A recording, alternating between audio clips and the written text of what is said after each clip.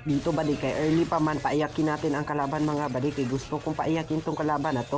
Sige, palagan muna tayo, mag 1v1 na tayo, magpalagan na tayo kung sino naman ang mamatay natin. O di ba ganyan?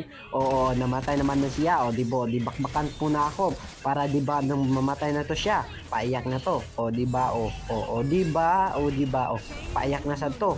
O ikaw palag ka na kay palag, magbakbakan muna ako sa likodan mo. Patay ka na. Muntik na ako mamatay, pero dito sa mid nagdalaw naman ako, parang nahurot na to. O grabe naman ni dalaw na jud ko, parang nakadouble kill pa ako sa mid. O di ba? Gisulod ng tore dito si Selena ay ni palag muntik na matay. Putik na matay gid siya gyud, mutakas no ta sa pauwi. Pero ang sakit ko naman, ang lala ko naman dito mga bay, gusto ko nang sumabi dito mga bay. Para na tong sabit sa mga bay. Oh, ang grabing ginawa ko mga bay. Oh, sabis na to mga bay. Wow. Wow, ganda bay. Wow. Wow, sabis na ko dito mga bay, kay nagkiling naman sila. O di ba? Di ba ako yung nagkiling, hindi kalaban. Ako yung magkiling kaya ang sakit ko na eh. O triple kill na. O triple kill.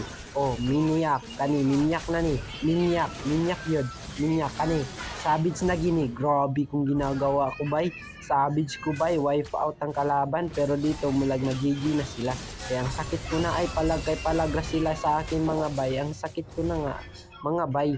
Paiyakin na natin ang mga kalaban mga bay. O di ba? O takas yung kalaban kasi ang sakit ko na nga eh. Muntik na sila mamatay dito, pero patay para tong Hanabi, kay gusto magpa MVP tong Hanabi to. Anong nangyari? Gusto na victory namin dito mga bay. Victory naman kami dito mga bay. O di ba?